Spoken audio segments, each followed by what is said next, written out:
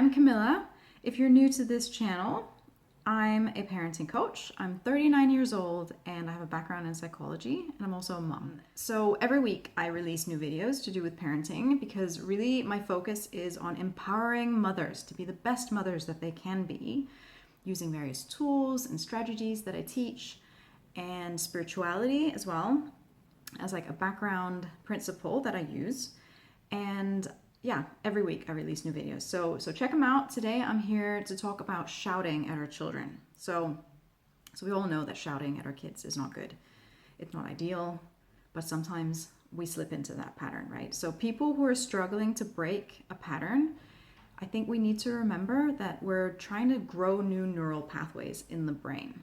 So, we've got this habit, we've got this habitual thing that we do. Our default setting is to go to this one behavior, whatever it might be. But in this case, we'll look at the example of shouting, okay?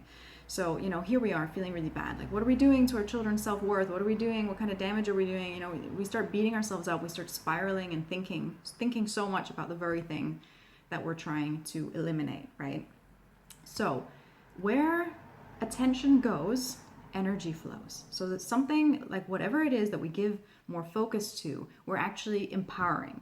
So we don't want to be empowering this thing. It's almost like if you're watering like a flower bed and you're pouring water on the soil, like what is the water watering? Is it the weeds or is it like the flowers? It's both, right? Because the water doesn't know the difference, right? So we're the ones who need to think about what is it we want to encourage to grow. Is it the flowers or is it the weeds? If it's the flowers, we want to be nurturing them. We want to be giving them attention. We want to be watering them. The weeds, we don't want to be like pouring loads of water on the weeds and like, making sure like pruning the leaves and making sure that they, no, we want to be pulling the weeds out, right? And not giving them any attention. It's the same thing with the habits that we want to break.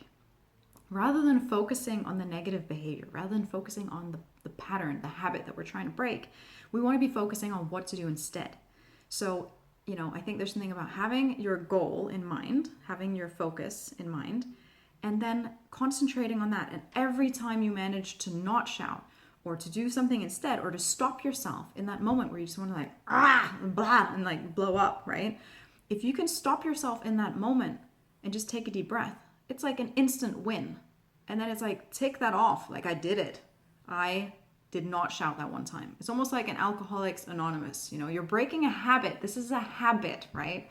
It's an addiction. We're so used to like doing the same thing. So our default setting is to get triggered and to shout.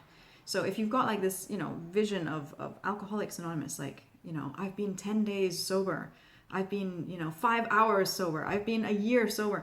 It's almost the same. We should almost get the little coins for, hey, I'm 1 day of not shouting at my kid. I'm 3 days of not shouting at my kid, or how, and then if we get triggered and we accidentally get into this, okay, no worries. We start again. Fresh slate, right? Fresh beginning.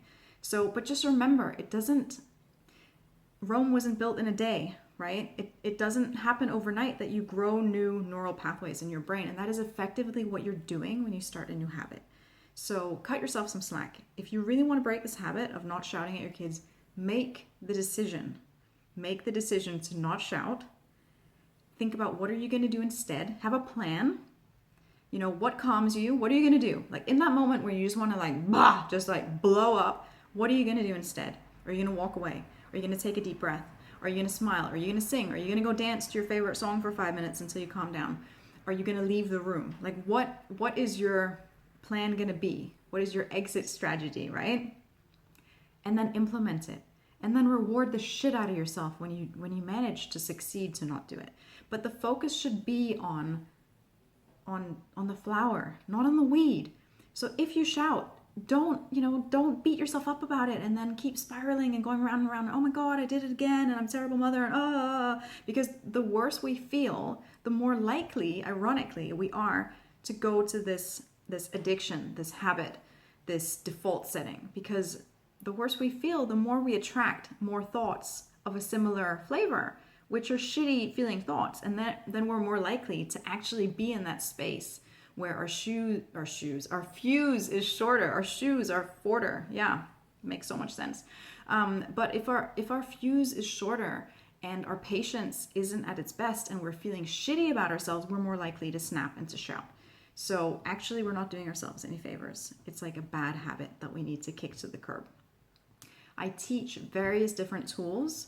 I go into so much more depth with this in a course that I'm running, which is starting on August 11th. There's information below. Check it out. I'm doing it at ridiculously low introductory price because these are skills that I teach in one-to-one sessions with my parents, with my clients, and they've all had fantastic results. But now I've decided to roll it out as a video-based course. But it's really about reprogramming our self-limiting beliefs and knowing how to overcome these habits, these addictions, these self-limiting thoughts, so that we can actually be better parents and be better humans, and just have some fun with it. So it's a really fun course. Check it out below. It starts soon, starts on Tuesday, the 11th of August. And I will be back again next week. If you feel that this is useful at all, then please feel free to like, subscribe, and share. And I'll see you again next week.